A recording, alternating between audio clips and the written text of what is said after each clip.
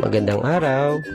Ako po Sir T, madalas po nilang tawagin Sir Pogi. Nandito po ako ngayon sa isang seminar ng DepEd Matatag Curriculum na kung saan ang curriculum na ito ay tungkol sa kinder hanggang grade 10. Ito ay nakatuon sa pangkalatang pagunlad na mag-aaral hindi lamang sa akademikong aspeto kundi pati na rin sa kanilang pagiging mabuting tao.